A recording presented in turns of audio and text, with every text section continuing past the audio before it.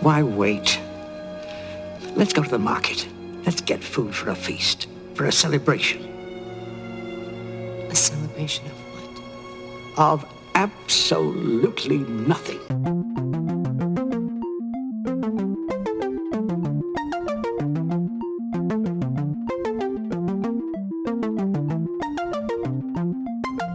Hello, everyone. Welcome back to Fully Functional, a TNG podcast. I'm Maggie, joined by Jeff and Dory. Yo.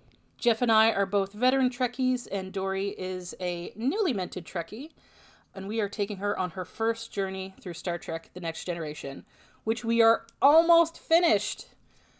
Today, we're talking about the penultimate episode of the series, Preemptive Strike. Original air date is May 14th, 1994. And as always, we'll take it to Dory for the recap. Okay, so here's the thing. With this recap, a lot of it is full out just like what they say in the episode because I don't know how to explain some of this stuff. I have to just... I just, yeah, so it's like plagiarism city here, honestly. City. Yeah, like...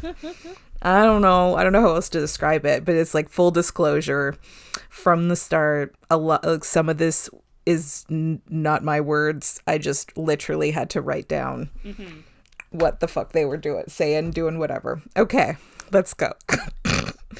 Okay, so the Enterprise is en route to a briefing on the situation in the demilitarized zone along the Cardassian border. And Picard says that they're going to they're celebrating the return of an old friend. The way I screeched. I know. And okay. Because she was the one person you didn't consider coming back. Well, here's the thing. I think in the last episode, I think I predicted it was Q. The second we stopped recording, I had 50 million ideas. I think the second we stopped recording, I think I said to you guys, I can't believe I didn't say Ro. And then right afterwards, I talked to one of my friends and I'm like, I can't believe I didn't guess Guinan. I'm like, there's 50 people that I came up with afterwards. And I was like, wow, I'm such a fake fan. All my favorite people I forgot about. Well, I think it's fair because, like, why would you ever expect the show to give you what you want, you know? That is a good point, yeah. I know. That's true. That's true. I always have to go in with the lowest expectations. Okay, so yeah, it's Ensign Ro with little baby bangs. And Dr. C, Troy, and Geordi are saying hello, whatever. She's been promoted to lieutenant.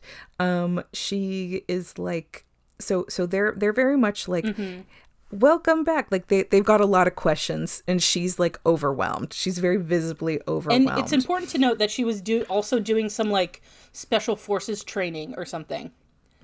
Like she was doing special training. Yeah. So then you kind of see her, see Picard walks out of the room and then it's like, Ensign Ro, please report to the bridge. And then she walks out and she finds Picard in the hall and then big smile on her face.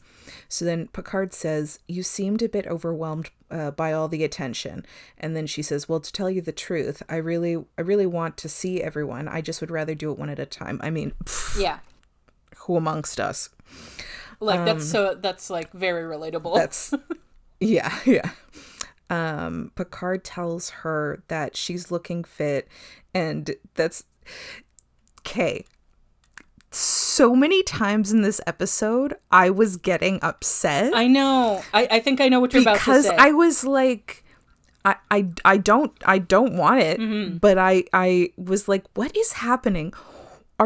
Is Patrick Stewart and Michelle Forbes, are they like great friends in real life or something? Because they had kind of insane chemistry. I know. And I didn't like it. It kept like so like throughout the entire episode, it feels like they're gonna try to get them like together romantically. Yes. Yeah.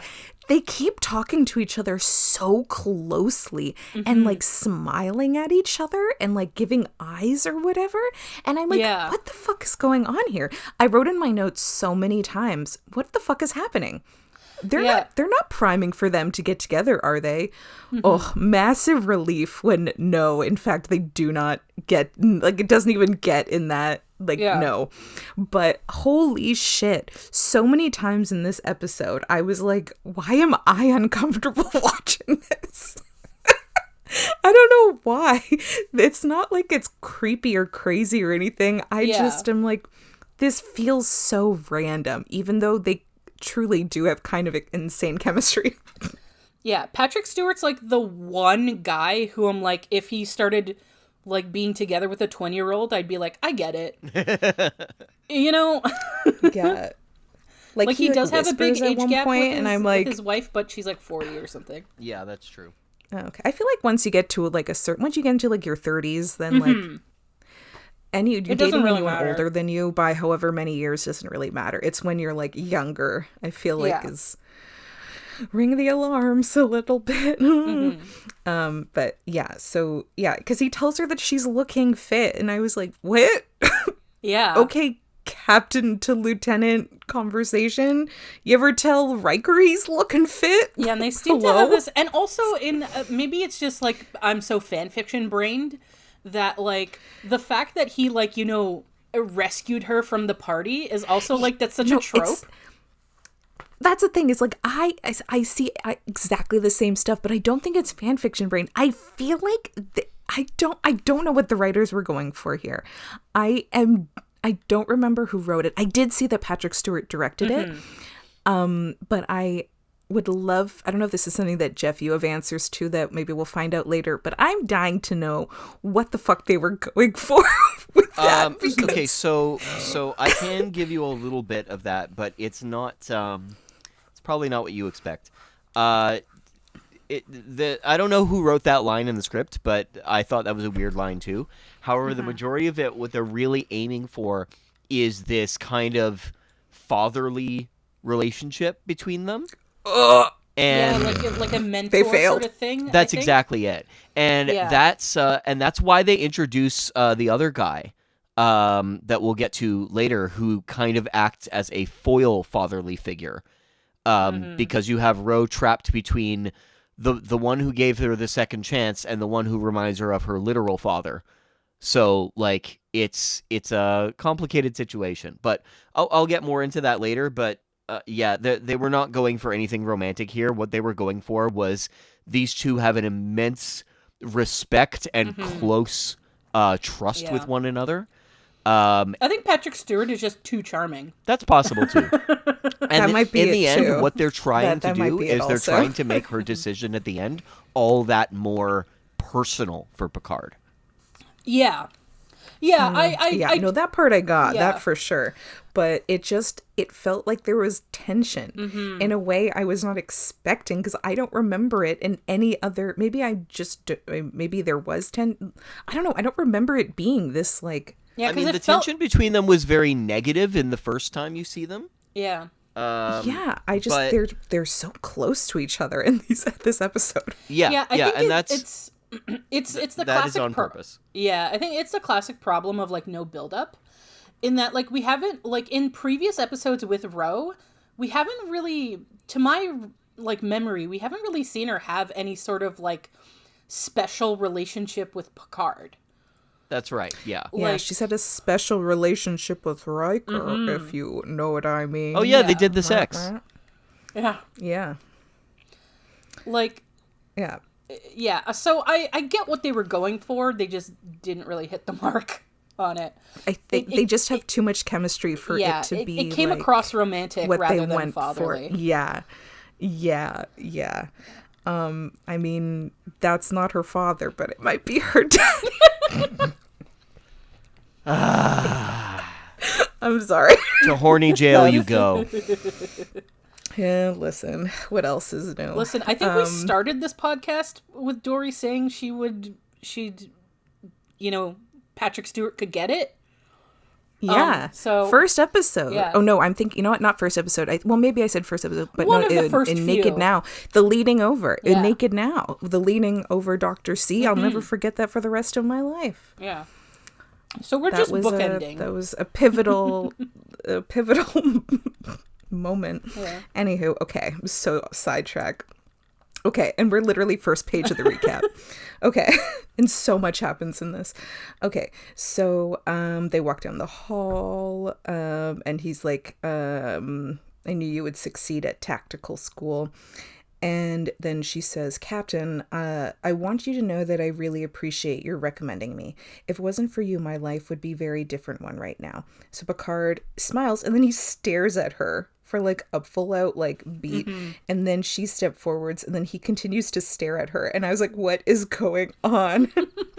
And then I was like, I wrote on my notes, are Patrick Stewart and Michelle Forbes like actually friends? Because this is like, and a lot. Yeah, I could see it. So then Riker, yeah, because they just felt like easy. I don't know. Like, I don't ship it. Yeah. Because I'm hardcore Dr. C. Picard till the end, even though I have to deal with... It's like, yes, you guys have nothing. Great chemistry, but you should not be together. Yes, agreed, yeah. So Riker calls, and they're receiving a distress signal from a Cardassian ship somewhere. Oh, the demilitarization zone. Sorry. That was fully cut off during like a hole in the paper. Picard tells Ro that he would like her at the con on the bridge. So they go to the bridge. Ro takes over. We finally learned this woman's name. I don't think we've learned it up until this point. The woman her name is Ensign that's Gates. Right, Ensign Gates. I can't believe we've had. I need to go back. I so many episodes with this woman, and we only learned her name now. Ensign Gates. Hello, big fan. You're great. So Riker says the distress signal was cut off before they could find out what was going on.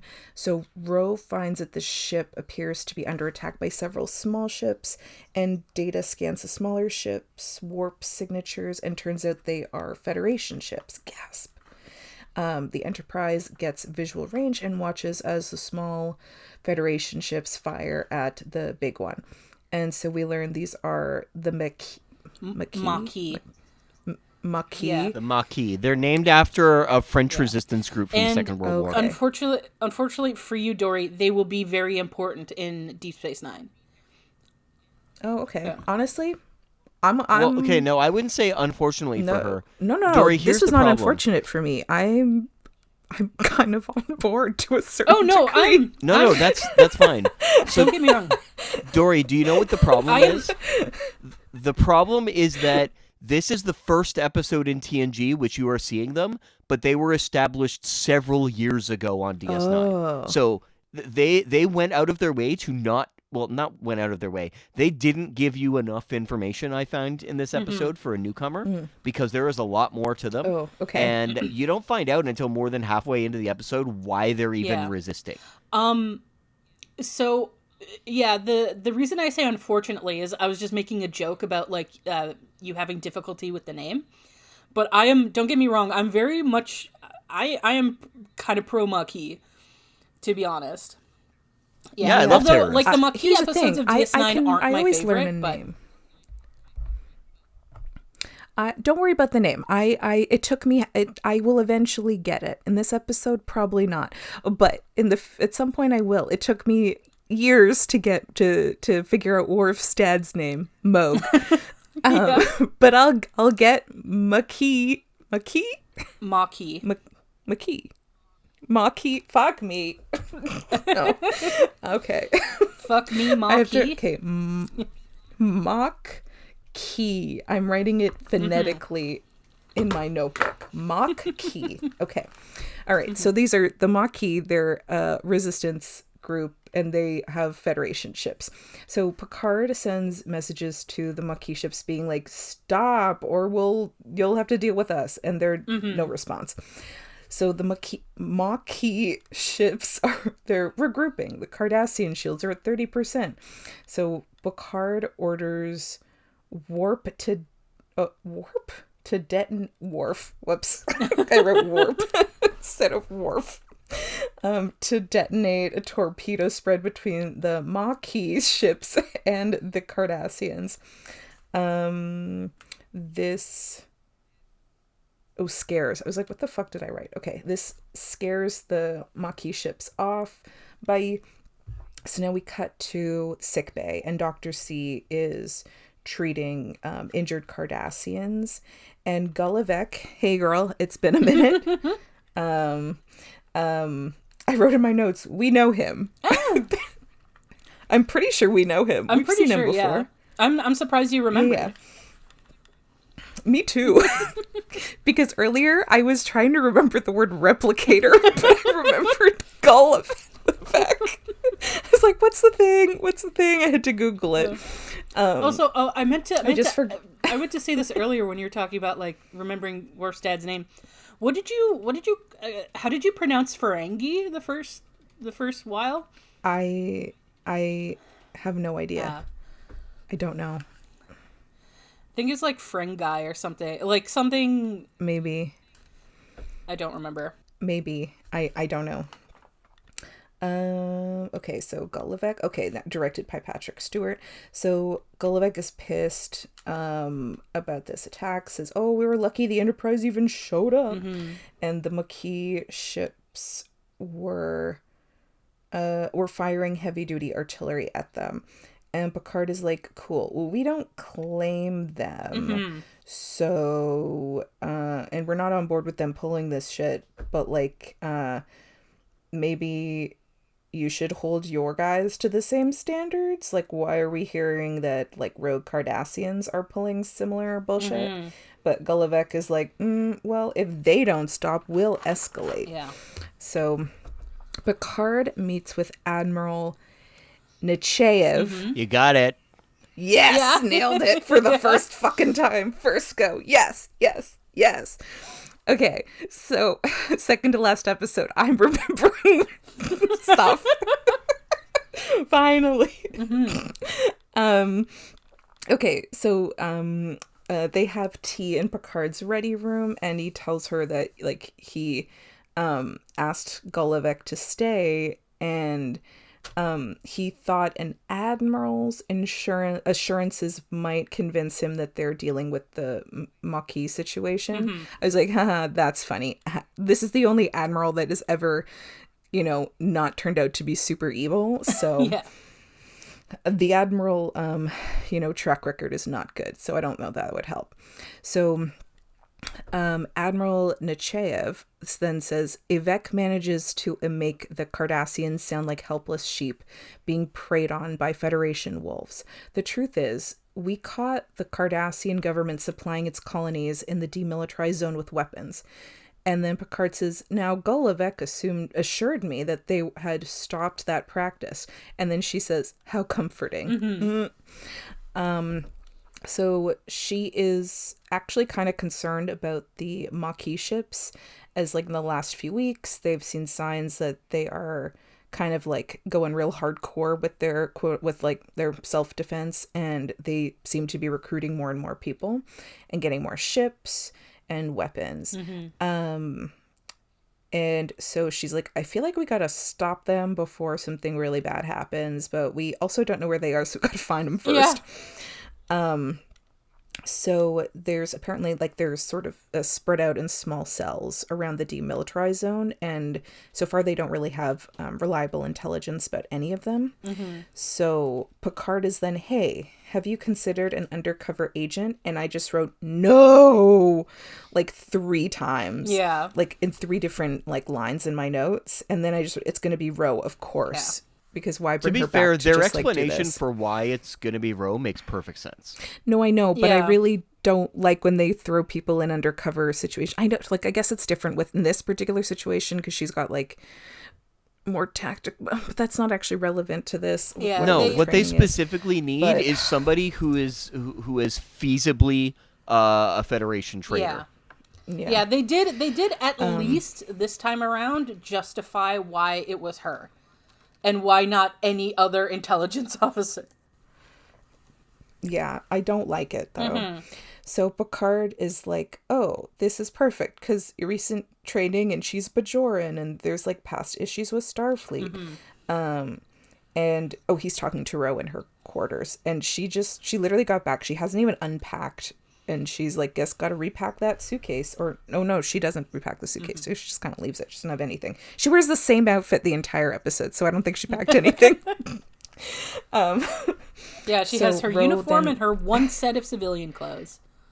Yeah. So Rose says that one of her instructors at tactical training, a lieutenant commander in Starfleet, a man she both admired and respected, he resigned and left to join the Maquis. So, whew, wild.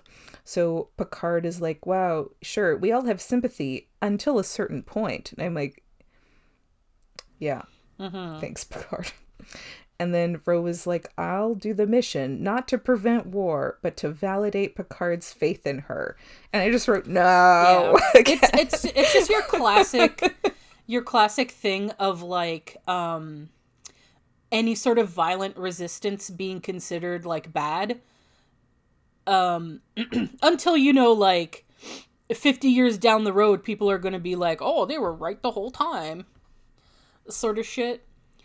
Yeah, I have mixed feelings with it, but in this particular case, I'm on board. Yeah, so I don't know if we've explained this yet, but basically what this is like because the Federation had a war with the Cardassians, and when they ended the war, they're like, okay, we're gonna create this demilitarized zone, and a bunch of like Cardassian colonies and Federation colonies are in there, and the Federation colonies like kind of keep getting attacked by like the Cardassians, and like they feel abandoned by the Federation, and so they're trying to resist, and so they're doing so violently.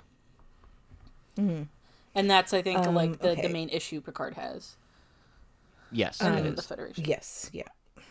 So we go to, I don't know what planet, I don't know how they knew what planet to go to. Is there like, we don't know where anything is, but we go to a planet or somewhere that's got a pub that's really fucking gross. And she goes in and she's looking really nervous and out of place, but she's in a cool outfit. And then she just like goes over to a random table where there's just like some guy sitting there. The door opens. Worf and Data enter, and she just like immediately grabs this guy and kisses him. And Worf and Data go to the bar, and they're like, hey, we're looking for a Bajoran woman with dark hair. She's responsible for the death of a Cardassian soldier. If they learn that she has been there, this establishment will be closed down. And so then they talk to, there's this guy at the bar, and they're like, and he's like, yeah, she was here. You just missed her. But he doesn't know where she went. So Worf and Data leave, and then Rose stops kissing this random guy, and he's like, wait. And she's like, it was really nice meeting you. And so then she goes up to the bar, and that guy who spoke to Worf and Data, who we never learn his name, I'm gonna call him Other Guy. Other Guy. No, That's a very creative name, Dory. Thank you. No, I'm gonna call him, he was wearing a vest, right? I'm gonna call him Vest. Vest. I don't know. So his yeah, last name is gonna- West. Vest West. Gross. So Vest is like, she goes, she's at the bar, and she's like, thank you for lying to them. And he's like, oh, did you really kill a Cardassian? She's like, Starfleet thinks she did, so meh. And it's reason enough to hide. And she's like, why did you lie for me? And he's like, oh, there's worse things that one could do than killing a Cardassian soldier. And then she's like, wow, you said the quiet part out loud. Wild. And he's like, there's other people in the zone also. They say in the zone multiple times, and every single time my brain flashed over to Britney Spears's fourth studio album called In the Zone. Jesus, like... mine switched to the exact opposite place. Yeah. Mine went to playing Stalker and talking about the exclusion zone around Chernobyl. You know what mine went to? I think is saying in the zone in the same way EA says in the game. Oh my god, that's even worse. These are very interesting routes that we all took. I like that we all had very different reactions to In the Zone. Yeah. Okay, so she's like, cool, well, I'd like to meet people who also like Britney Spears. No, I'm kidding. There's other people who also are like, maybe we should also do stuff too. We should also be violent or kill Cardassians or whatever. And she's like, cool, I'd like to meet people like that. And then he like knocks her Would you out. also like to kill Cardassians with us? Yeah. So then he like fires a little phaser thing at her, knocks her out. And then I and then we cut to her just like fully sitting up, but she's waking up, and Ro and her little baby bangs wake up in some room area, but she's also sitting on the weirdest fucking bench. They have her straddling. Who the fuck put her like this? She's sitting upright, nothing behind her, like she's not leaning on anything, and she's basically straddling a fucking bench. It is so bizarre that they chose that way to like position her for this scene. It's very bizarre. Yeah, it is odd. So then we have Vest, this old guy who we learn his name is Macias. I don't remember, I'll be honest. Something like that. And meep. I lost my notes. Oh, okay. So we have Vest, Macias, and this other lady who we also learned that her name is Kalita, and she's got a phaser. So Vest asks if she killed the Cardassian, and she's like, yeah, I did. And they're like, who are you? And she gives her real name, that she was a Starfleet officer, was court-martialed, and was sent to the stockade on Jarrus 2. And they then are like, we need to know when you were on Jarrus 2 so we can verify your story. And she's like, what the fuck, man? Like, enough with the questions. Who are you guys? Yeah. And like, you guys are the Maquis or what? And then Macias, aka old dude, is sitting in a computer chair, and he's like, maybe we're the Maquis, I don't know. And then he's like, you guys go verify her story and I'll keep her company. So they give him the phaser, and he puts it on the computer chair, and then he's like, come on, Ro, come take a walk with me. So she's like, well, this seems like you don't really know who I am, so this seems really risky just to like leave that phaser and be walking around with me. I think they also say in the zone, I guess, here, because then I think about Britney Spears every time they say in the zone. Okay, so Macias was from a planet that became Cardassian territory after the peace treaty was signed. Some people stayed, some left. He decided to stay. And one night he was dragged from his bed and beaten, and authorities were like, too bad, so sad, an unfortunate incident, and that there was no consequences, nothing happened. So Ro said that the Cardassians' plan that is to make life so horrible for the Federation citizens that they'll leave. And so then I also wrote that this guy looks like Emperor Palpatine. Looks like what, sorry? Emperor Palpatine from Star Wars. Oh, yeah, he does kind of. So they go to the replicator, and Macias gets a food called Hasperat, and he's like, yeah, my late Bajoran friend used to make it for him. And Ro's like, yeah, my dad used to make the strongest Hasperat you've ever tasted. And her dad did teach her how to make it, but it's been years. And we see it, and it literally just looks like a wrap. Yeah. It just looks like a wrap you can get at like a food court, basically anywhere. Yeah, it kind of looks like a falafel wrap or something. But I'm assuming like whatever's because he mentions a marinade, so I think it's like whatever, like a brine. Yeah, brine. Yeah. So whatever's in there must be like marinated or brined in like something spicy.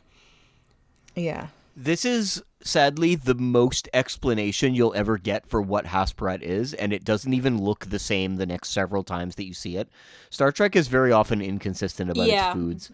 Romulan ale is my favorite one because Romulan ale has been like 4 different colors and like completely different things, and also it's an ale that apparently you have a sip of and do like a shot, and it's just holy shit. Yeah, they that's eventually strong. settled like, on blue vodka.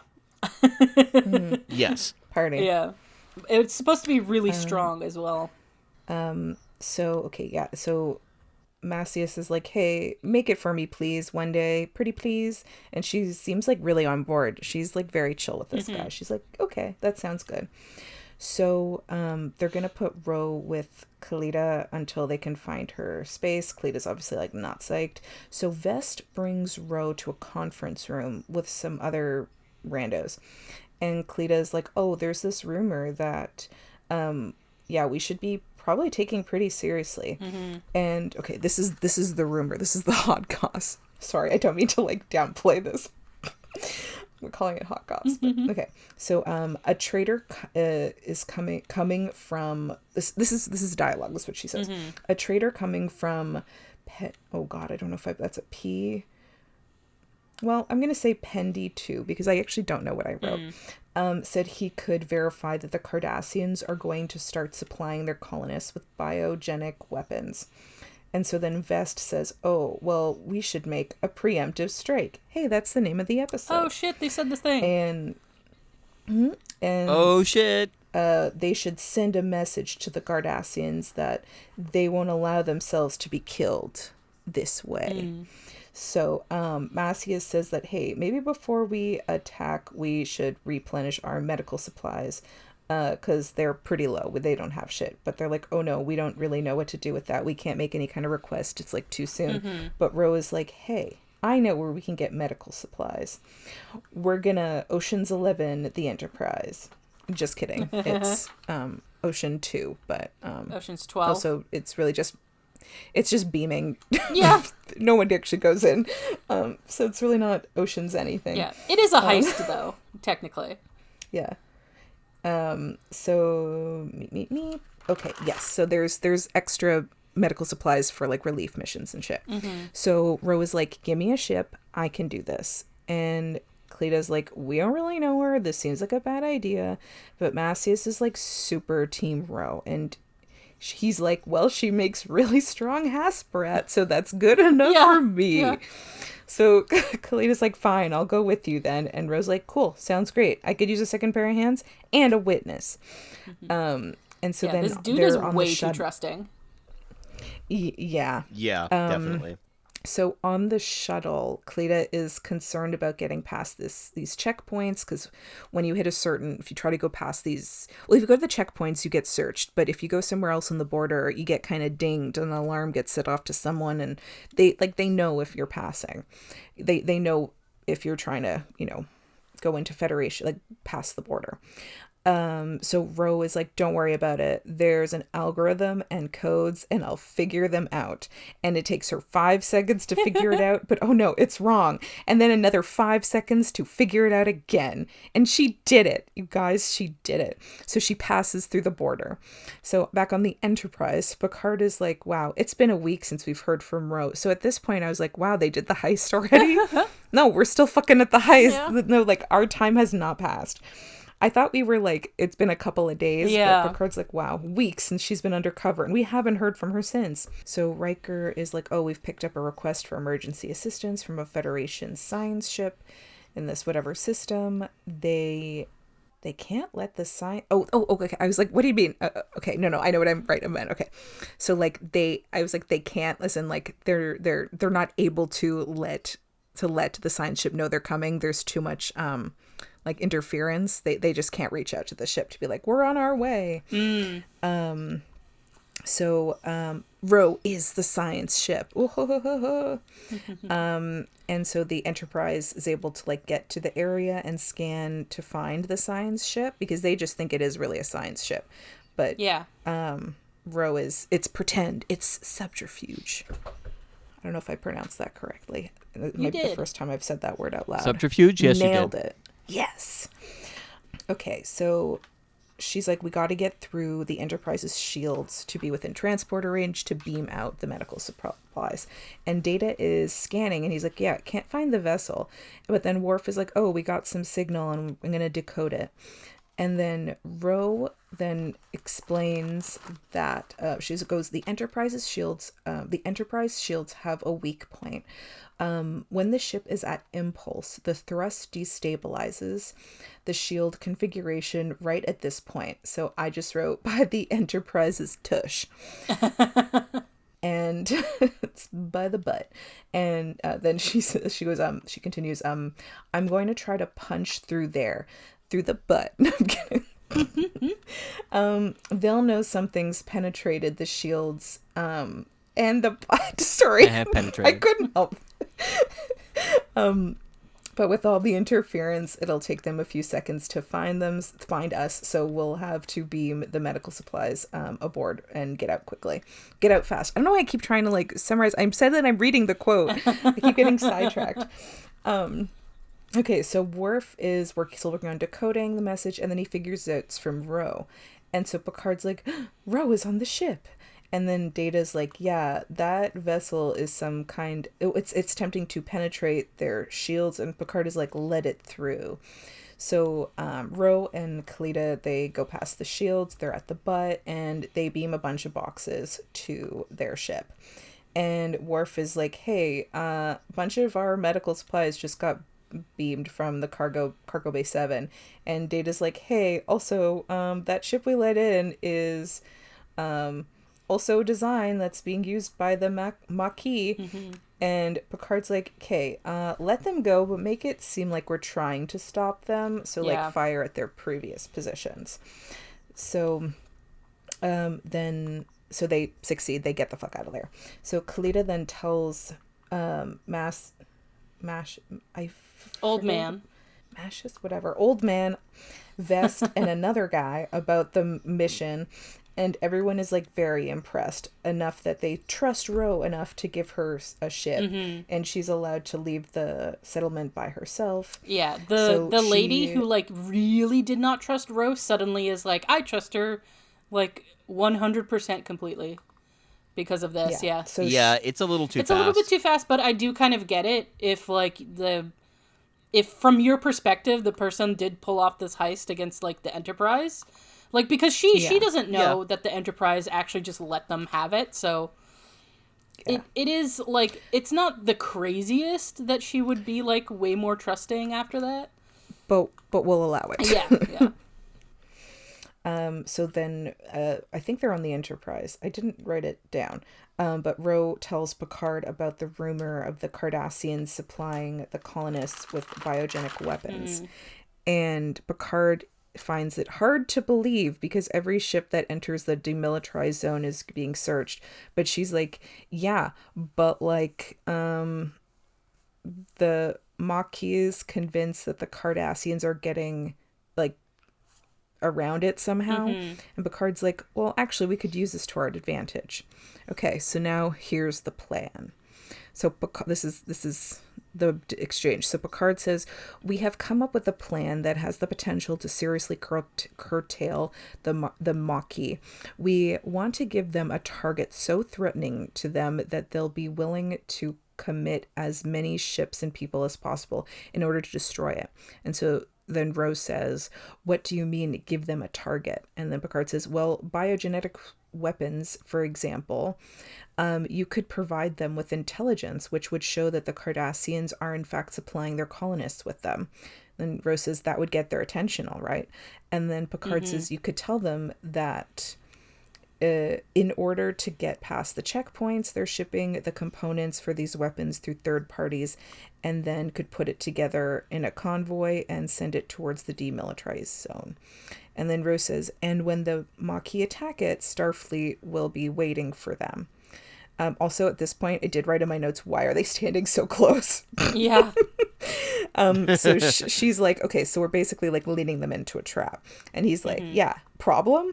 And she's like, well, it doesn't really matter if I have a problem or not because will not stop me from doing my job. Yeah.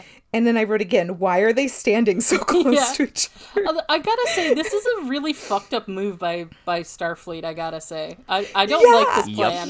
Yeah. This is a villain move. Yeah, this is a truly insane plan. Also, but just like, because like you're making, like, okay, let's say you're vehemently against, like, you know, the violence and like, so you're 100% anti-Maquis. I still think this is kind of a fucked up thing to do.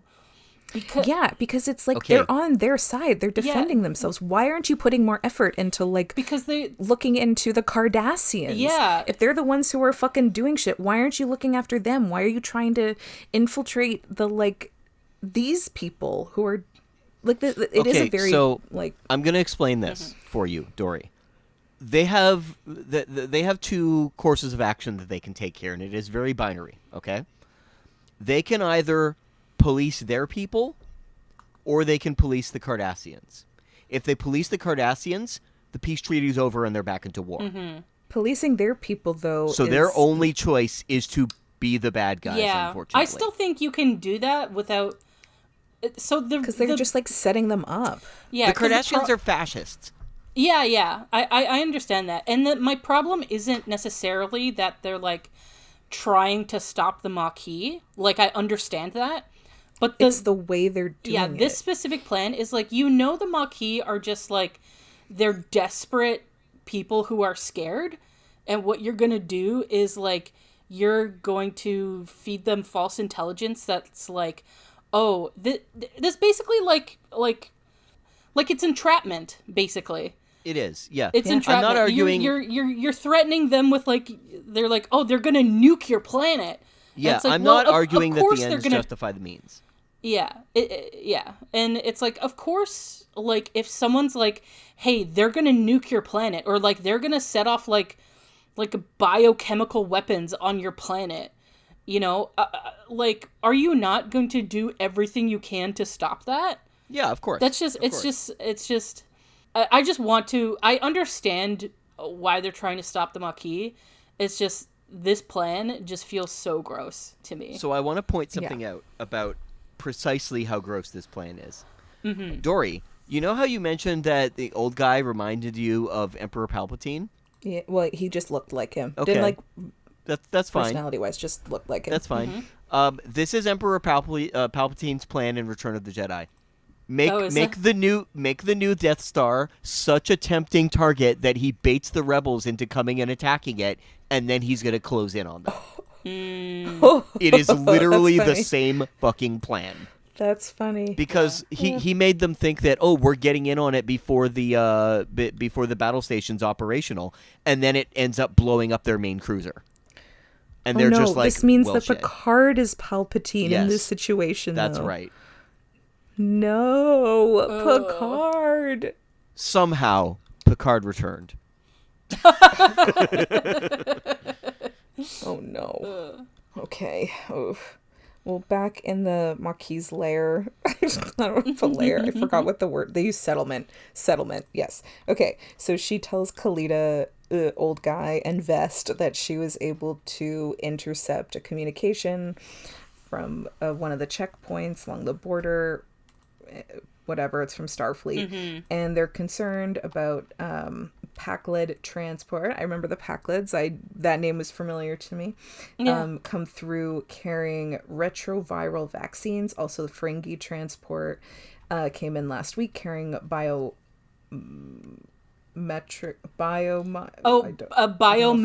gel. Okay, there we go. Yeah.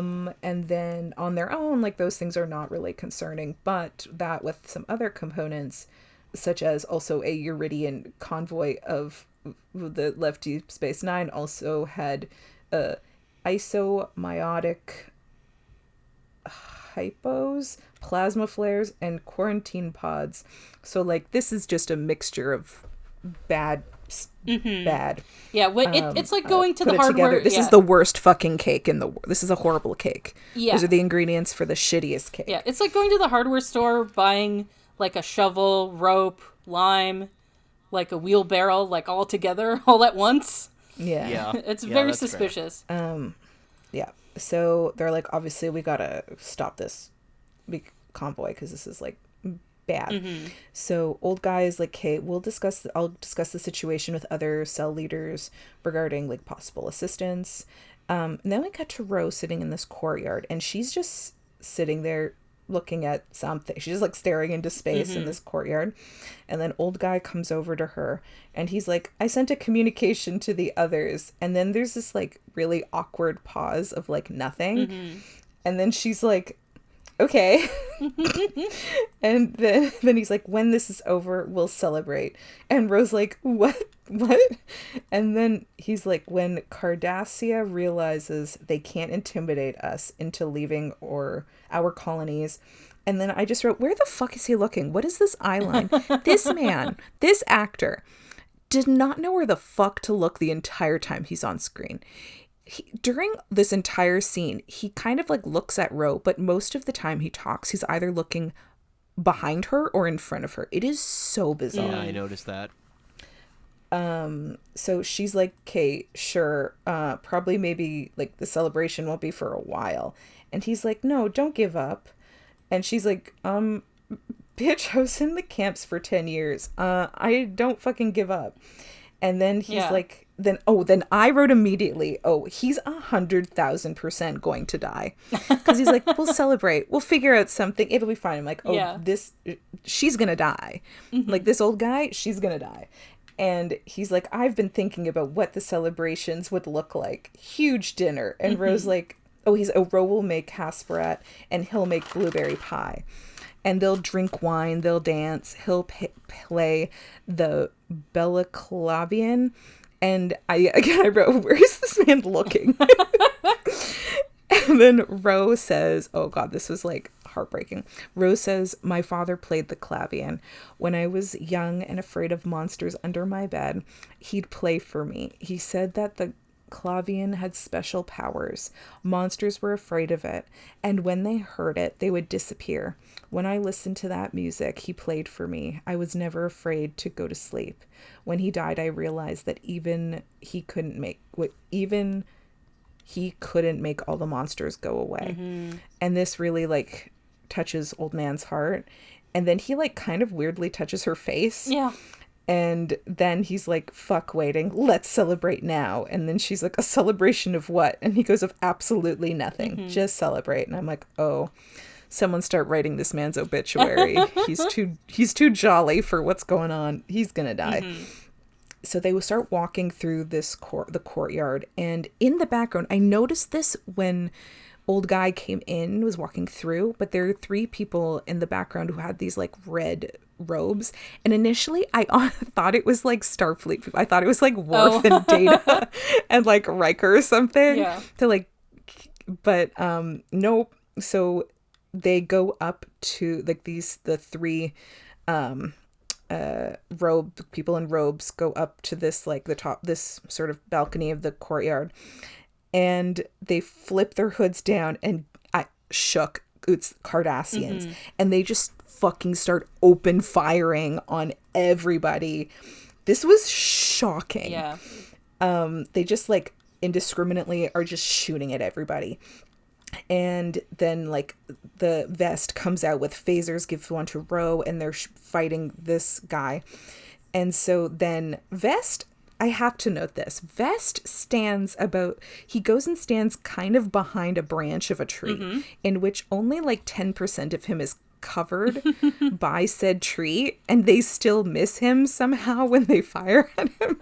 I'm like, he's 90% visible and you still missed. Yeah. Like legs, torso, his head, it's all still visible, but okay. So Vest manages to shoot a Cardassian who goes down, who's like dead, I guess. So then old guy goes to help this other guy who got shot, and of course he gets shot in the chest. So Ro is like right there when this happens, so she shoots the last Cardassian who like dramatically falls over a railing. And so she rushes over to old guy and she tells Cleta to go get a med kit. And mm-hmm. Then I wrote, would Ro defect from Starfleet for real now? Like if this is like the motivation time, like this would definitely, like she bonded with old guy. This, I could definitely see this being like the clinch factor in that decision. So old guy then says, this is the last words, by the way. He goes, when an old fighter like me dies, someone always steps forward to take his place. And then I wrote, yeah, that's kind of how Succession works, man. Like, yeah. I get that they wanted it to like sound very like, you know, what's it called? What's the word? Just like articulate and just like a special, but mm-hmm. It's like, yeah, that's kind of how that works. Yeah, they wanted it to sound like, that works for and everywhere. Like deep. That's yes. But like they truly like, yeah, that's kind of how it works everywhere. Mm-hmm. That this isn't specific. Like, okay, great.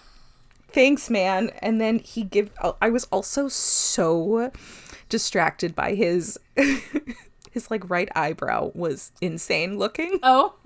And it was just all like they just need to give that eyebrow a little brush or something, but his eyebrows were untamed. They were kind of just like all over the place. And then he just gives her one more absolutely wild look and then dies. Yeah. So rip to old guy. So then we're now back at Gross Pub. Yeah, once they start setting up that this guy's gonna die, they don't make you wait long. Yeah. Yeah. He's like almost immediately. It's like basically, the next scene. Yeah. Yeah. No, it's the same scene. It's same scene. Oh, okay. Yeah, because they're still in the courtyard for this whole time. So okay, we're back in the old gross. I'm like the old man. Sorry, I'm not calling him gross. I just was like old man gross pub, and I just went old gross. But okay, we're at the gross pub. Mm-hmm. Okay. And Ro comes in, and the guy that she made out with from earlier steps out to her, and she goes, "Not tonight." I was like, that's so funny. So we see Picard is at the bar, and he's in a green shirt. Mm-hmm. And they give truly the most awkward, exchange I think I've ever seen on this entire show. It's obviously like. It's so bizarre. I didn't write it down because I was like, that's too painful. I don't want to like re-listen to it. Yeah. But it's really bizarre. But she's also like pissed. So they then huddle together at a table. I thought, okay, in this exchange, she was like, oh, in like the back. So I thought they were going to go somewhere with actual privacy, and they just go to a random table that's like 5 feet from other people. But they sit down at this table, and the hands are everywhere. And I did not care for this at all. They're like touching each other's like hands, and she keeps touching his face. And I'm like, I can't express how much I do not like this. But she's like, she goes she's like right up into his ear, and she's like, we have to cancel the mission. Mm-hmm. And, so she's touching his ear, his neck. It's so weird. And then she's like, the Maquis aren't going for the convoy. It's too big of a target. And Picard's like, it's like 6 ships. But Ro is like, I don't know. It's doing this uses up a lot of resources, and like congregating in like bigger numbers leaves them pretty vulnerable. So Picard then is like, well, Starfleet intelligence says that they're trying to expand and like get more stuff. They want to escalate their activities. They want to go. They want to do the bigger. exact opposite. Yeah, and she's like, look, every cell is different. I can only speak from the cell that I'm coming from. And then he's like, Ro, what the fuck is... he goes Laren. But he's like, what the fuck is going on? And she's like, did you bring the money I asked for? And he's like, yeah. And then she tells him to put some on the table. They should be negotiating her price. And I was like, Jesus fucking Christ. Why did they need to do that? Why can't it just be 2 people talking? Why do they have to have this weird cover of her being a sex worker? That makes no sense to me. Yeah, I'm not sure. It's just like a very random choice to make. Like, why can't they just be... Yeah, I don't know, it's just such a bizarre choice to me. Yeah, I don't know. It's not relevant. Like it's just a very bizarre. I just don't understand why they chose to do that. Yeah. Other than maybe someone just was like, oh, I need Picard to say this at the end, and it'll only work if there's money involved. I don't know. So the Ro then says, when you sent me on this mission, I thought that I could do it, even though it meant helping the Cardassians, even though it meant betraying people who are fighting against them. Now I'm not sure where I stand. And then Picard says, are you saying you want to back out of this mission? And then she says, no, sir, I don't want to let you down. I swear that I don't. And then he says, this has nothing to do with me. This is about you. If you back out now, you will throw away everything you've worked for. And then they go forehead to forehead, and I hated it. To be fair, look at what they have to pretend to be doing in this scene.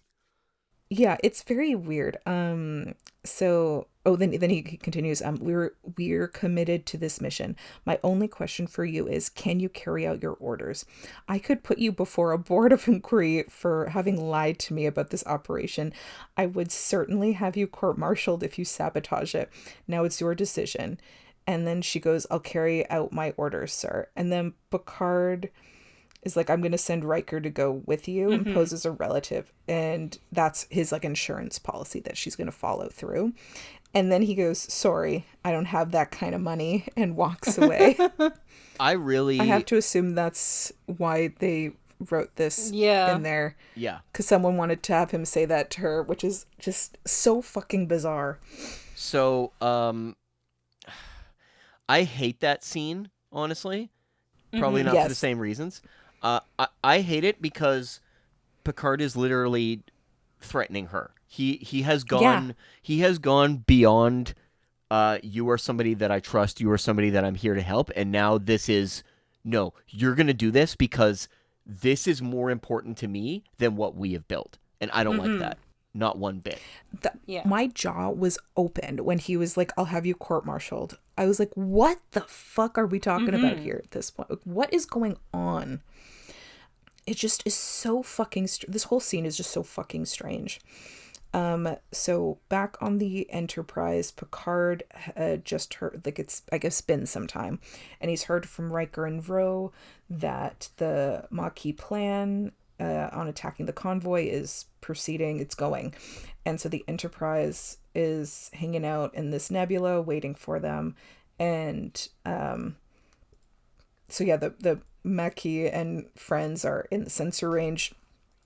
So Worf notes that he sent the warp signature of the ship that Ro and Riker are in, so they don't get shot, or like they don't get caught in the attack. And I thought that was going to be relevant.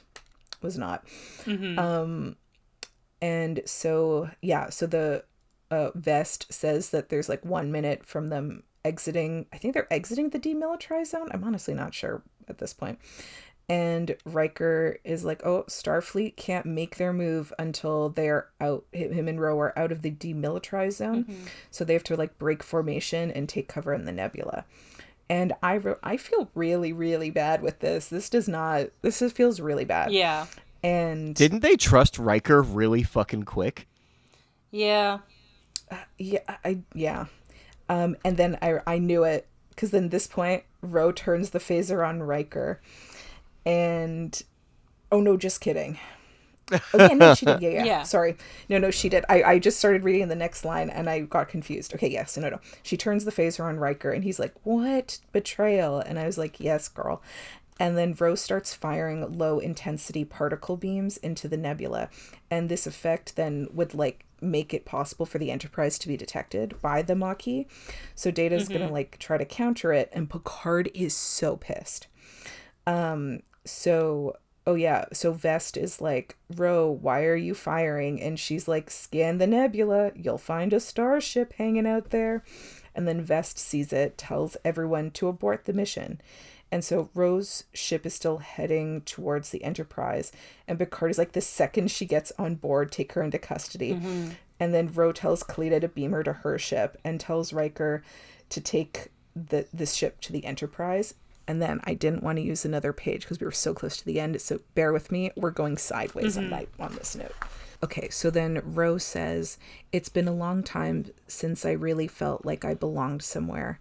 And then she asks Riker to tell Picard she's sorry.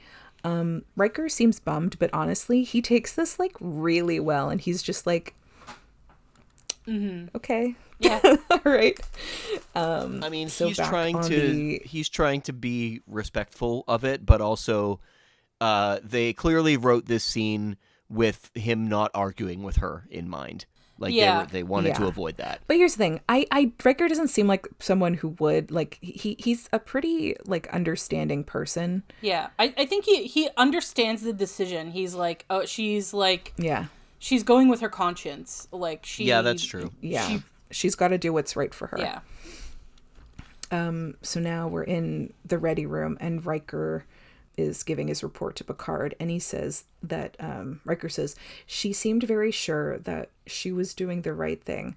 I think her only regret was that she let you down. And then we do this shot that's kind of around Picard, and he is furious. Call him Vin Diesel. Mm-hmm. Oh, he's also bald. Sorry. But Picard is not fast. He's just furious. Yeah. He is so mad. And then the episode ends. Yeah. I cried. I cried when the last scene with like Ro, when she was getting ready to leave. Mm-hmm. Then I was like, oh my God, that's it. This is honestly, I feel like it kind of clicked in for me that we're at the end of Star Trek. Yeah. Because I was like, this is probably the last time we're ever going to see Ro. Mm-hmm. Or like, that's it. So unless insane, I don't know what the next thing is, like the finale is, but like at the back of my mind after watching this, it seems wild for them to introduce this and then just like let it go. But like at the same time, Star Trek would totally do that. They've done it a bajillion times. Yeah. But now I'm just wondering now if like going into the finale, if it's a continuation, but I can't imagine it would be. So they were hoping, but I don't know. As I mentioned, they were hoping to try to get Ro into DS9 and they didn't. So that's why this episode ended up getting written. Yeah. They could actually have worked her into DS9 and they wanted to at one point, even like as a Maquis rebel. Mm-hmm. But quite frankly, getting Michelle Forbes to do the show was exceedingly difficult at the time. She was doing lots of other things, and she wasn't big on coming back to a TV show every now and then. She wanted like more dramatic roles to define her. Yeah. And this is still the era of where like TV is seen as like a big step down if you're doing movies and shit. Exactly. Yeah. So they got her to come back for it. It was extremely difficult, and that was it. They decided to give her like a strong, dramatic send-off, and it is definitely that. I quite like this episode. It's very political. There is a lot going on. Yeah. And there are parts of this episode that honestly I think are a little rushed. There is some casting choices that I don't love. Vest guy, I'm going to be honest, I can't take him seriously. He seems like a very goofy actor for some reason. Mm-hmm. I don't know what it is about him. He just seems very like B tier. But the what do you call it? The older man, I like him quite a bit. I think that he's very convincing in his role. The other Maquis woman, I can't remember her name either. Kalita. Kalita, yeah. I think that her casting is fine too. Has she done other Star Trek roles? That's an excellent question. I didn't look into that. I don't think so, but I could be wrong. Let me check. Guest stars. Yes, she has done other roles, and I'm not. Oh wow. Okay, Maggie. I know where you probably recognize her from. She shows up in a DS9 episode as the same character. Ah, okay. Yeah, I didn't even realize they bring her back. She also I plays didn't realize a Klingon. She was the same character. She plays a Klingon later too. Oh, cool. In DS9. And she shows up as a Romulan in Star Trek Nemesis, but who cares about Nemesis? That's not a real thing. But yeah, okay, that's pretty neat. I didn't realize they brought the character back. But then again, I didn't pay attention to the Maquis very much. They're not very standout characters quite often. Yeah. I really respect this episode for having her defect at the end. Yeah, me too. That's a risky choice. That's something like TNG wouldn't normally do. Yeah, and it also makes sense considering they're at the end and they're like, well, we can do whatever the fuck we want now. Yeah, and I think they're like this episode has more of a DS9 feel to it. It does, yeah. And not just because it involves the Maquis, but DS9 is all about exploring the gray areas. Yeah. And stuff like that. TNG, it definitely tries to have like a issue that's really complex and like, you know, there's two sides and all this stuff. But ultimately it sort of picks a quote unquote correct answer. Yes, definitely. DS9 is a lot more comfortable with leaving things in the gray area. Yeah. with DS9's a lot more willing to be like, there actually isn't a correct answer, or like, hey, this character actually made the wrong choice, or that sort of thing. I think what it comes down to is like it's not that TNG will always pick the whatever the correct answer is. So TNG will sometimes put the character in a hard place as well. But usually when they have to make a decision that is quote unquote the correct answer, it's not like a political decision or something like that. It's more of like a personal moral choice instead. So TNG will have characters make a hard choice, but it'll be a hard choice involving like what their relationship with one other person or something like that. It won't be like you have to make the hard choice regarding your entire civilization or whatever. Yeah, it's a lot more of like moral, ethical sort of thing, where like politics like does not like, you can argue like certain political decisions like are moral, ethical decisions, and you'd be correct. But there is a bit of a difference when it's like something that's political versus like sort of a more overall moral, ethical question. Well, yeah, because a lot more people are affected by a single decision in that case. Yeah. And I think like I think that is the big difference between TNG and DS9, is that like DS9 deals a lot more with politics. Yeah. Rather than like strictly like moral, ethical questions. Politics. Which it does, like those two things overlap a lot. They do, yeah. But they have a different flavor to them. It's too bad that that they chose like the very end of the series to do an episode like this. I think they would have done well to take risks like this a little earlier on, even throughout most of the rest of the 7th season. Honestly, I think that they could have made harder choices like this, and they would have been right to, because they knew that things were coming to a close, and they were happy to go explore old ideas. But they didn't always make the most interesting use out of it, as we discovered as we've been going through the season. And I don't know, I'm really happy with this. I think this episode contributes a lot to TNG having the reputation of going out on a strong suit, because even though there's a couple of episodes before this that are like like the one with like the one with fucking Worf's surprise brother and shit like that. Which are just very forgettable.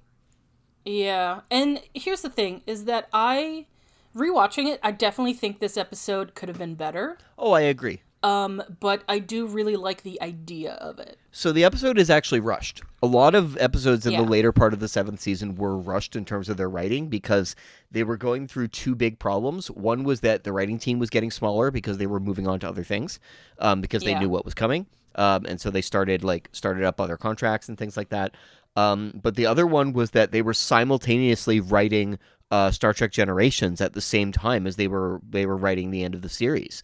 And I did mention we'll get That's into one of this. the movie story. Yeah, I did mention, and we'll get into this when we get into the final episode. But there are points when the people on the production staff didn't actually remember which script they were producing, because they're like, wait, is this the one for the movie, or is this the one for the show? Fuck, which one's the finale?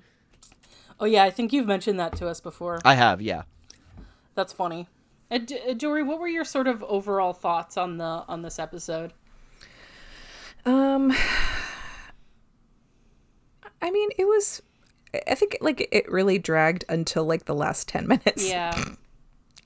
I feel like the last 10 minutes when the Cardassians like open fire in the courtyard, I was like, holy shit, like they're actually like something's going on. So that was like pretty wild. I was like really happy to see Ro, but also like kind of sad. I mean, like I support her in her decisions. I think it just was like they bring her back just to be like, and now I'm never gonna see her again. Yeah.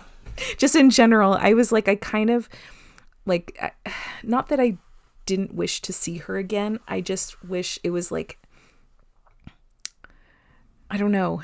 Yeah, it's kind of I like, feel like because we're at she's the back, end, it's kind of and bittersweet. yeah, oh, she's back, but we're just going to immediately like throw her character away.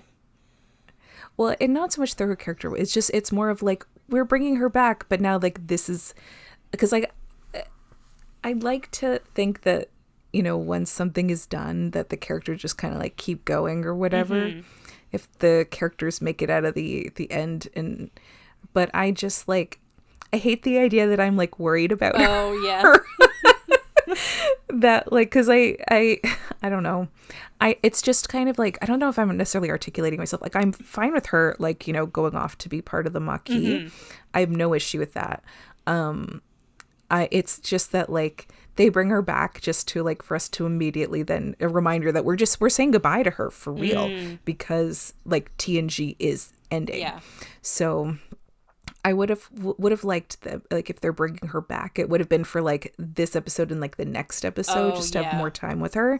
So it's just such a short time to have with her, just to be like, that's our goodbye with her. That kind of sucks. Well, you don't know what the last episode is going to be yet, but yeah, I don't but know. also TNG, because that's the thing, is now after this episode, I am not sure. Yeah, because I think, like I said earlier, with TNG, it really could go either way. That we could just jump into the Maquis stuff and try to have a conclusion to that in the finale, or they'll be like, we don't know her, the Maquis, we don't know her, and completely unrelated next episode. Yeah. Because also we end the episode with Picard. For the record, the Maquis are... Yeah, I don't want to give you Picard false... I don't want to give you any sort of false hope, so she, like, the finale is totally separate. And any sort of, as far as I remember, we don't ever see Ro again. Yeah. You do not. I hope.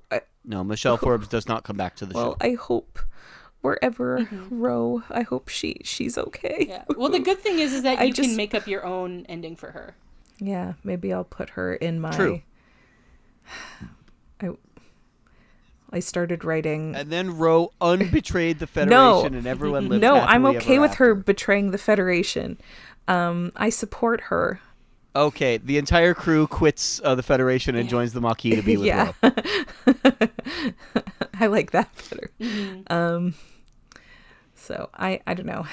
It's bittersweet. So the Dory, I know you mentioned that you like the idea of the Maquis, and I wanted to talk a little bit about them, because I actually think I have a weird a weird relationship with them, because when I was younger, I really didn't like them, and it wasn't because they were anti-Federation. It was because a lot of their episodes were just not very good. Like they try to do action scenes for them, which I really wish they wouldn't, because the Maquis ships are all like scrappy little pieces of crap that are falling apart. But that they end up like putting Federation ships against them, but they don't put like star cruisers against them. They're like, oh, we have to make this fair, so they send a bunch of shuttles, and I'm just like, yeah, but I don't want to watch that action scene. So just like write a story without an action scene, write something better. So I don't know. They do a lot of those in DS9, and I really wasn't happy with it. And apparently the writers weren't happy with where they went with it either. And the main problem that that you run into with it was that the Maquis were kind of roped into both DS9 and TNG when neither show really necessarily wanted them, because they were actually conceived of and written for Voyager. And then that doesn't even end up mattering either in Voyager. Well, yeah, that's the big problem. So, Dory, just to lay out a premise thing for you, because this doesn't spoil anything about DS9. Yeah, that's the whole premise of the series. Yeah, the premise in Voyager, like the very first episode, Voyager is chasing a Maquis ship.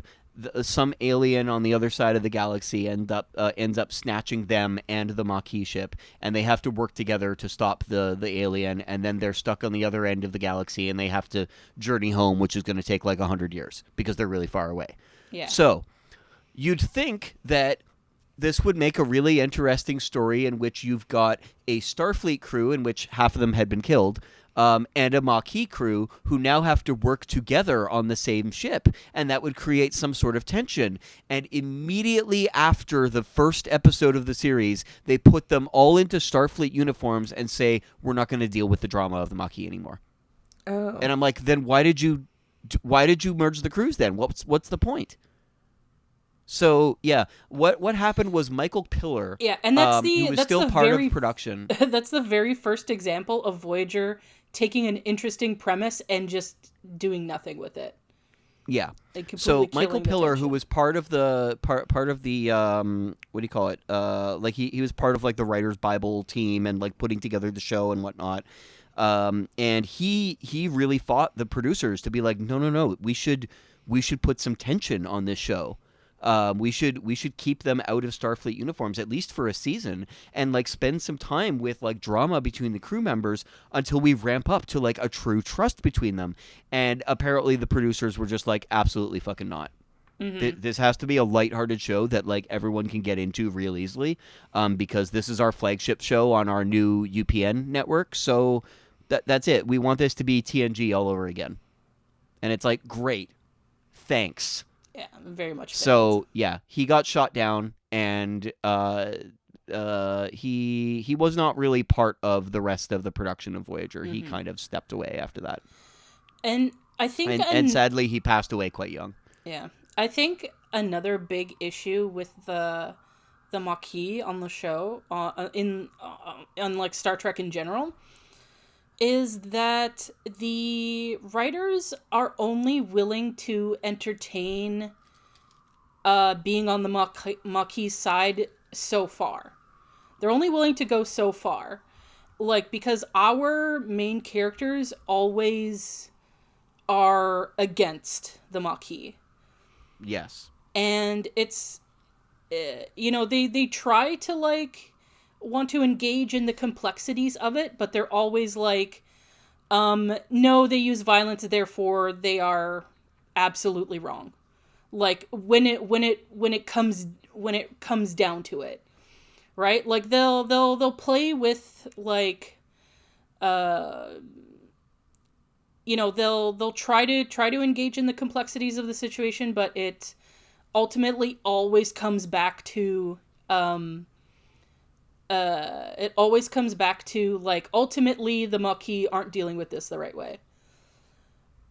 And I think that really limits how interesting you can get with the episodes. Yeah, I would definitely agree with that. And it's like you can still be against, like, I mean, it'll be ironic considering like what they have one of the main characters be okay with, like,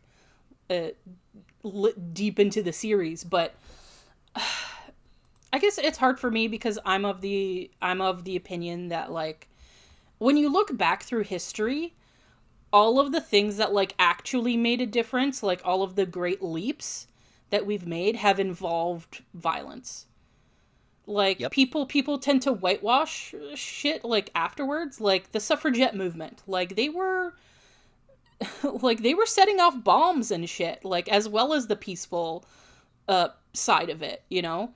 So it's like I don't necessarily see violent resistance like I think violence should be avoided at all costs. Or not all costs, but like violence should be like your absolute last resort. But I think that there are legitimate uses for it. And I think that I think the majority of people are like not on that wavelength. Majority of people are like, well, violence is always wrong. And I don't begrudge people for having that, like, that moral stance. I think that's, like, I think that's a perfectly fine moral stance to have. And, like, because I'm not even sure if I'm right about that, Like, I'm totally willing to say that, like, maybe that is wrong. Like, maybe we should always avoid violence. But for me, I see that there are appropriate times for it. And I think the Maquis situation, like their situation, the demilitarized zone situation, is justifiable in my opinion. I would agree with that. Not all the things they do. Like, I don't want to get into spoilers, so I'm gonna try to talk around to this as much as possible. There is like a person in the Maquis who shows up over and over again in DS9, And I think that character was like way too arrogant in what they were doing, and they weren't necessarily like, I think their thing was like more ego than like actually trying to solve the situation. So I do think that there's like that I don't automatically agree with everything also. Right. But in any case, Sorry, I'm just chuckling because I know how you feel about him, and I actually quite like him because he's such a fucking egomaniac jackass. Yeah. Like I mentioned earlier, the Maquis episodes of DS9 are not my favorite.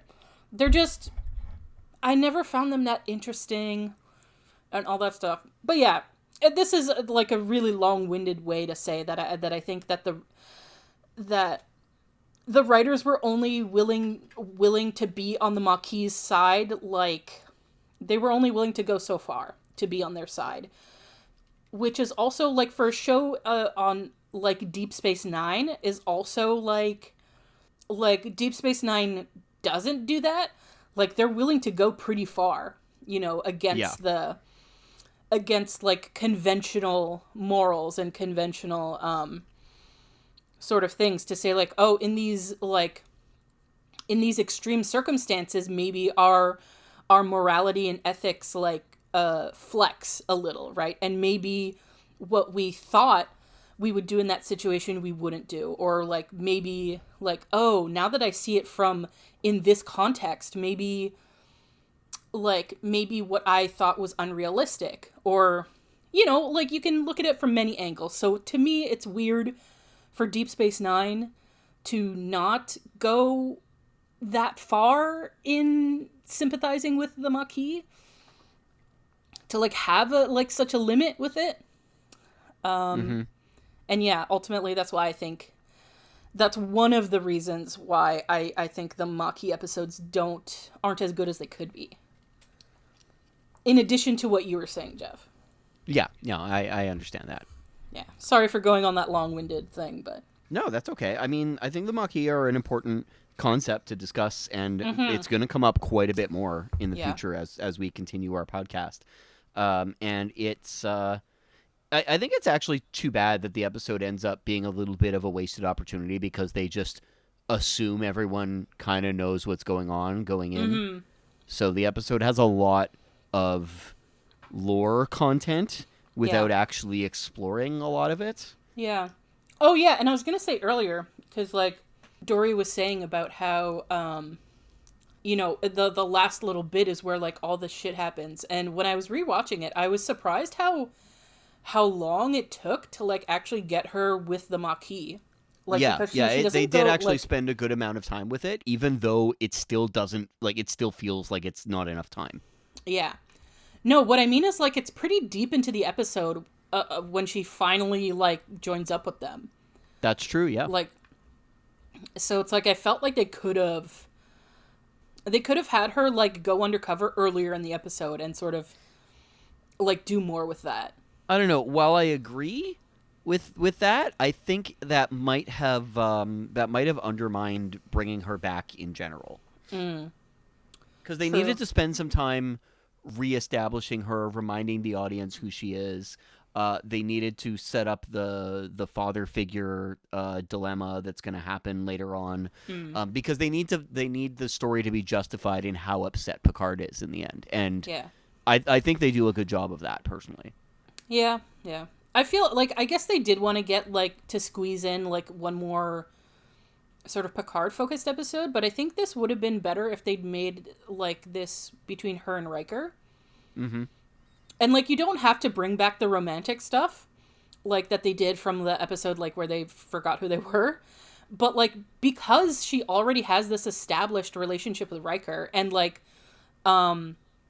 especially, like, a hostile one, to, like, for her to come back and, like, Riker welcome her with, like, open arms, and, like, see that, like, their relationship has shifted, and, then at the end for her to, like, sort of quote unquote, like, I don't view it as, like, an actual betrayal, but I think that's the best word to use, to sort of, like, have this betrayal, and then, like, and then the Riker be, whereas, like, before he would have, like, been, like, might have been tempted to be like, oh, typical, I knew it, And Yep. if he, at the end, he, like, ultimately was like, no, I get it. And, like, I don't necessarily support this, but I'm not gonna stop you. I'm not gonna, like, I'm not gonna bring you in or anything like that. I think that would have been better, like, on the emotional end of things. Because then you also don't have to waste all this time trying to set up a relationship that we haven't really seen from these two characters, because we already have this established thing between them, right? Yeah.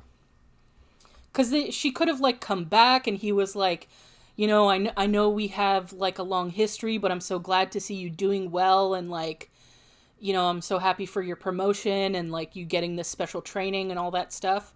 And then have him be, like, be the liaison, like, for this mission or whatever. Like, I think you could have done this episode better if you put Riker in the position of Picard. Yeah, that's fair. That's fair. I don't necessarily disagree with that. I do think that having the what do you call it, the pre-established thing of Riker being the one who ultimately trusted her in the first place. Of Picard being the one who ultimately trusted her in the first place and gave her the chance on the ship to really, because I don't know if you remember, but when Riker first met her, he, like, basically threw the book at her immediately. Oh yeah, I know. That was sort of my point, is that he, like, that this would be sort of a full circle moment where it's like you started out the relationship of them being very adversarial. Yeah. To coming full circle to this moment where he is, like, he believes in her and trusts her and all this stuff. And then, like, I don't know. I kind of feel like they already reached that in a previous appearance with her, though. Yeah, probably. I mean, with Riker specifically, especially with the two of them having a relationship with each other briefly. Yeah. I mean, I guess that is true. I just, like, I guess my argument is just, like, you could have saved yourself a lot of time and done a lot more if you weren't busy trying to establish this, like, father figure thing. Yeah, no, I definitely see that. I also, like, before we move on, I also just want to say, Dory, it's going to be interesting going to DS9 because we're technically going to be going back in time a little bit. That's true, yeah. Because what season did DS9 start? Like, what? Well, DS9 started in 93, which would have been just partway through season 6, I believe. Yeah. Hold up. Let me look. Yeah, because we're in 94 now. Yeah, so it would have been like season 6, maybe late season 5, something like that, is when DS9 started. Chain of Command was the episode immediately before the start of DS9. Which one was Chain of Command? That's the one where Picard says there's only 4 lights. Yeah, where Picard gets kidnapped and is tortured by the Cardassian guy. Wait, is this Eddie Jelly? Yeah. Yes. And nice. And yeah, that's so that I was right. That's mid-season 6. Okay. So the two shows ran alongside each other for about a year and a half. Dory, technically Voyager runs alongside DS9 as well, but that's going to be extremely irrelevant because Voyager only takes place on this side of the galaxy for the first episode of Voyager. Then the rest of it is just completely unrelated. Yeah. Because Deep Space Nine, Voyager, the ship Voyager, takes off for its mission from the station, Deep Space Nine. And you're going to hear a lot of talk in Deep Space Nine about quadrants, like the Alpha Quadrant. Yes, that's true. So that's. I think we've done quadrants in this as well in TNG.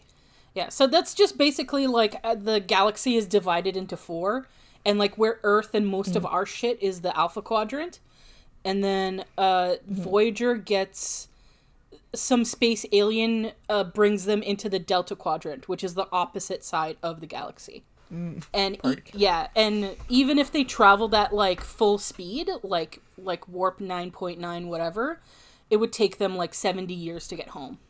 So that's the premise of Voyager. Okay. All right, time to move on to favorite moments and lines. I liked having Ro back, even if it was briefly. Like, it's bittersweet. I'm a big Ro fan, so that was nice. Mm-hmm. That might be it. Yeah. Like, I didn't dislike this episode, but Picard was really pissing me off. Yeah. I like that I got to think about Britney Spears a few times through this episode. So the in the zone mentions. I like that I remembered some stuff from previous stuff. I don't know. I feel like there's let me see. I feel like there is a line that I liked. Oh, I do like when she was talking with old guy and he's like, fuck it, let's like celebrate anyways. And she's like, a celebration of what? And then he goes, of absolutely nothing, just to celebrate. So rip to old guy. Yeah.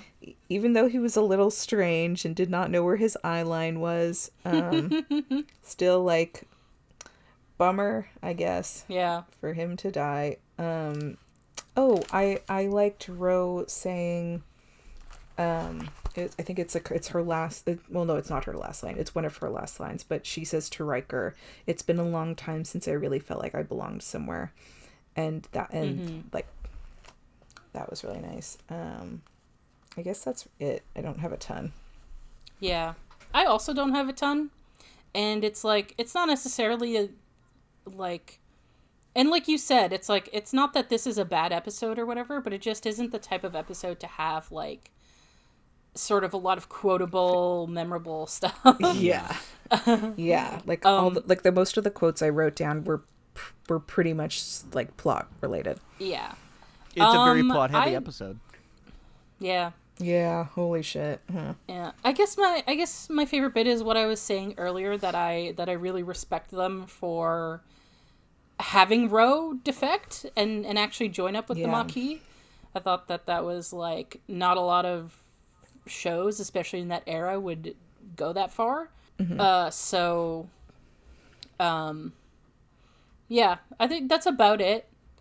I did think, like, even though it was like so obvious that guy was gonna die, I did kind of like the relationship between him and Ro, because I thought that was nice. It was sweet. Mm-hmm. Yeah. So that's pretty much it for me. I like at the beginning when Picard pulls her out of the room by saying, "Come up to the bridge." I thought that was a very poignant moment. You're right. That is really nice. And it's very consistent from the party. It's very consistent both with Picard as like the what do you call it? The kind of one who's looking out for his crew, but also with Ro as somebody who is awkward around being the center of attention and being around groups of people like that.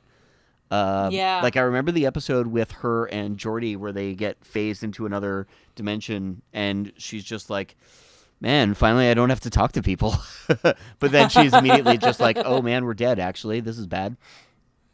Yeah. But yeah, that was I thought that was a really nice moment. I like how well that established the tone for the episode going forward for me. I thought that because I had an interesting situation with watching this episode because I started off watching it when we were initially recording. For the record, our recording got postponed this time around. So I watched it then, and then I was like 10 minutes from the end, and then I saw your message, and it was like, hey, we actually need to postpone today because shit happened. And so I stopped watching immediately. I was like, you know what? I will pick this up later. And it's been 2 weeks, and I just decided to watch through the episode again without taking notes because I had already seen most of the episode already. And I felt like that gave me a fresher perspective on it, and I was quite happy about doing that. And I was talking to Dory earlier about how maybe she might benefit from doing that with DS9, especially considering how plot-heavy some of DS9 is. Mm-hmm. Yes, I do one watch through. This actually, I this technically was the longest it's ever taken me to watch an episode because I technically started watching this episode like 2 weeks ago. I watched 10 minutes and then we canceled our recording and I was like, okay, well now I know Ro's there. And then I was like, okay, I guess I'll finish closer to whenever we decide. And then we had to cancel again. And then we were doing it today. And so I watched half yesterday and half today. And when I rewatched the first 10 minutes without taking notes. I just was like, I've seen it already. And I was like, wow, that 10 minutes flew by. What would it be like to watch an episode without taking notes? I have no idea. I was more enjoyable without having to take notes. Yeah. So maybe for DS9, I'll watch twice. But I purposefully leave like my watching to later so stuff is fresher in my head. Yeah. So I don't necessarily have time to do it twice, to watch twice. It's just a big it's a time commitment. Yeah, that's fair. We'll see. I don't know. Maybe I'll feel differently once we start DS9. That's definitely possible. Too late for yes. TMG. Yeah.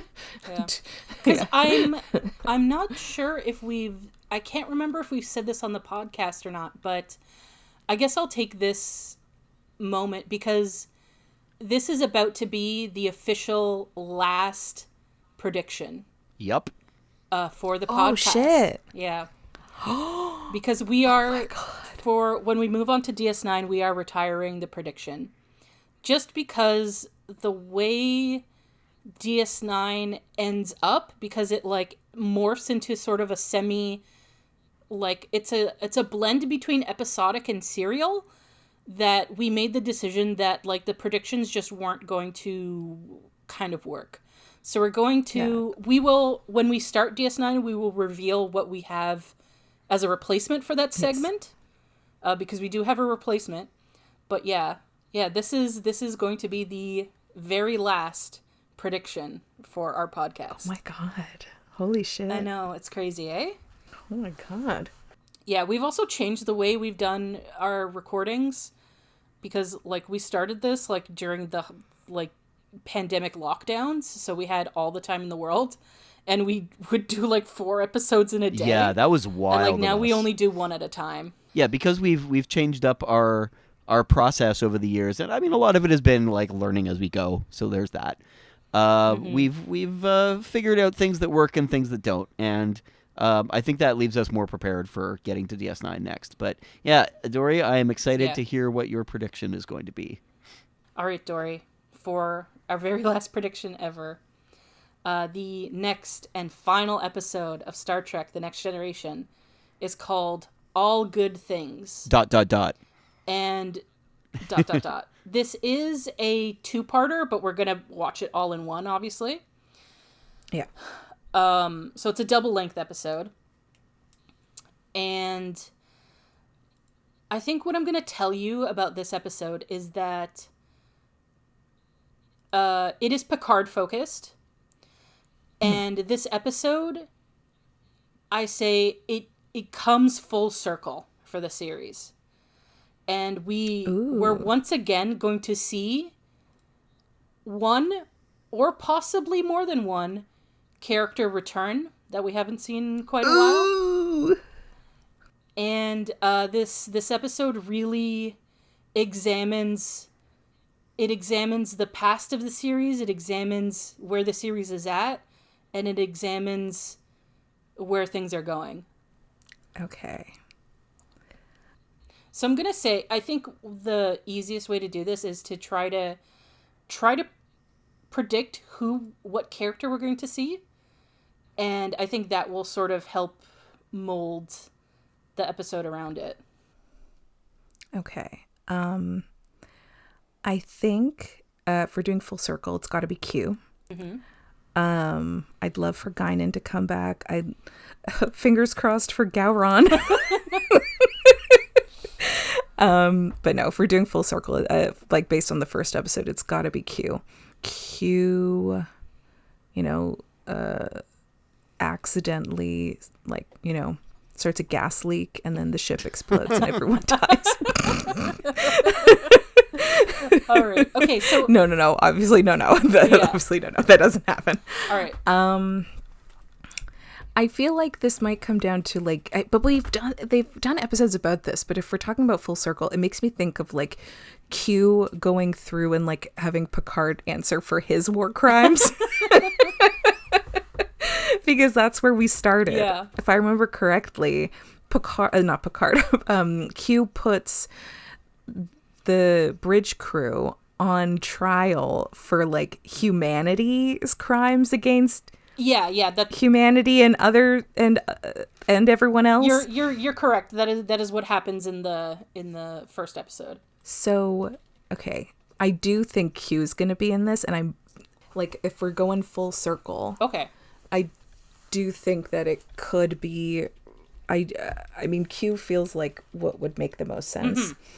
And I do think that would be kind of wild if they do decide to be like the trial of Jean-Luc Picard. But like on Q doing it, obviously not in a real situation because Picard isn't corrupt. So unlike half the Starfleet. So who should be on trial? I'm trying to think of like a scenario where Picard would have to like, but we've done shit like this sort of where Picard's had to sort of prove his reasoning of why he made said decisions, like the episode we watched it a while ago, the one with the son of like and the other ship that he like. So we've had stuff where he's gone through with that. Because the first episode was Q was observing him trying to figure out the like that city was actually like a space alien or whatever. So he's like, oh, I want to see like what kind of decision you make. Would they really do some kind of trial for? But that feels like kind of a wild thing to just do a like character study for the finale. I do know that I think like everybody makes it out of this, so I'm not worried about like surprise deaths. It just the idea of like my first thought is trial. Yeah. But at the same time, that just seems too. Well, okay. If your first thought is trial, it seems too like on the nose. Well, like it just feels a little too like if we are doing full circle. Yeah. Well, what I was gonna say is like if your first instinct is trial, then what's the scenario that brings up the trial again? That's what I'm trying to think about too. Is because he wouldn't at this point. Q's not just going to be like, Picard, time to go on trial. Like the scenario, like there's got to be a bigger picture to said trial. Yeah. Well, you can always go with the old faithful. They go to a new planet. And they go to a new planet. Picard wants to. He goes on an archaeological dig, and something gets triggered, and him and maybe the rest of the bridge crew gets stuck in the cave, and there's no way out. But Q finds them, and he's like, "Are you worth me saving?" And so then he does like, "Oh, we're gonna do the trial of Jean-Luc Picard," or as he says, Picard, and to see whether it's worth saving Picard, even though there is other people with them. Or unless it's just Picard by himself and everyone else is on the other side, because I really don't want it to just like, I want everyone in there. I will say it is Picard focused, but we do get a lot of time with a lot of other characters. Good, because I want the whole bridge crew in there. So that's like the scenario where I could see like the trial coming in handy of him having to prove himself to get Q's help. But at the same time, like we're so far into it, then I don't know that Q would play this game at this point. That seems really like I could see like a season, 3 or 4, fuck about with this. Yeah. But like it seems like we're too far in it, and they have like, a standing, I don't know if I'd call it friendship, but it just seems like a really extreme way. Yeah. So that's my first thought, but I don't love it. I'm trying, like, I either have to come up with something that is plausible, or I need to come up with the most insane plot possible. Well, let's do an insane one. We have your like sort of, we have your sort of like, this is my first instinct, so Let's that I don't like it. I'm not happy with it. But okay, let me try to think of an insane one in the meantime. It's like when you take a group picture. It's like let's do a silly one. Yeah. I'm trying to think of something that would be. So Picard becomes a vampire. The bridge crew, they all get bitten by vampires, or they just become like, okay, hear me out. Here's the crazy one. Okay. This is the absolutely out of pocket one prediction. Okay. So the Enterprise is basically like a haunted house, and it's haunted by the bridge crew. And they are a mix of vampires, ghosts, zombies, and werewolves. Nice. So for the finale, they just do a Halloween episode. Yeah. And and so they just like, so they just have the Enterprise floating around in space, and people like going by, they clock it, and they're like, whoa, we should do exactly what the bridge crew has done previously, in which they pop over to other, ships that have been evacuated or just like floating around. And so someone else, a different ship, has an away team that pops onto the Enterprise. And they're like, it's so weird. Why is it so dark in here? And then like different crew members pop out as their like vampire. Okay, I'm trying to think who would be who.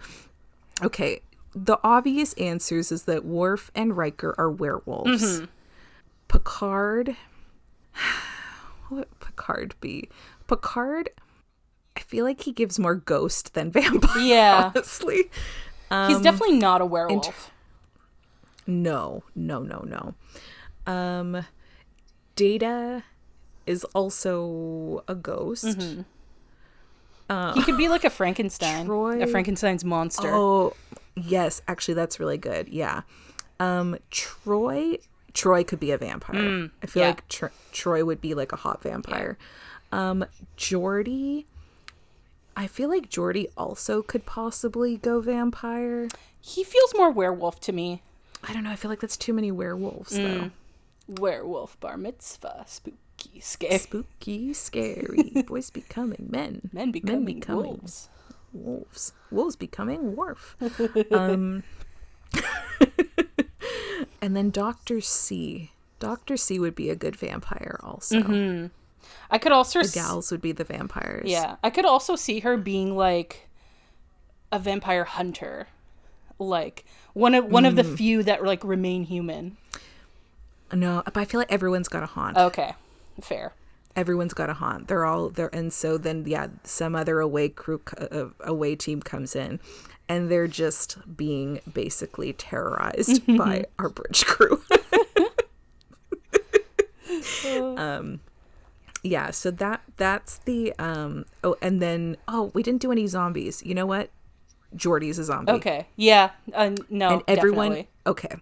Yeah, Geordi's a zombie, and they each start catching people, and then like either they turn them or they eat them, and that's my and then they just keep doing that forever. Yeah. Like, time goes on and on and on, and they just keep, all these away teams come in, and then it's like, ooh, the haunting of the USS Enterprise. Ooh. And then so it becomes kind of like a legend, and people will be like, oh, like, how there's like the tourism where I think Netflix did a show or something about it where it's like scary tourism or death tourism. Yeah, stuff like that. Where people go to like haunted houses and all that stuff. Yeah, and like Chernobyl and whatever. Oh, and yeah. so that's this. So then people are like, oh, I don't believe it's real. We got to go to check this out. And then no one ever comes out of the Enterprise. You enter the Enterprise, and you never leave. All right. Yeah, that's the insane one. Okay. Okay, well, if you want to see which one is correct, watch along with us. watch along the finale episode of Star Trek The Next Generation. And join us for the next episode of Fully Functional, a TNG podcast. Goodbye.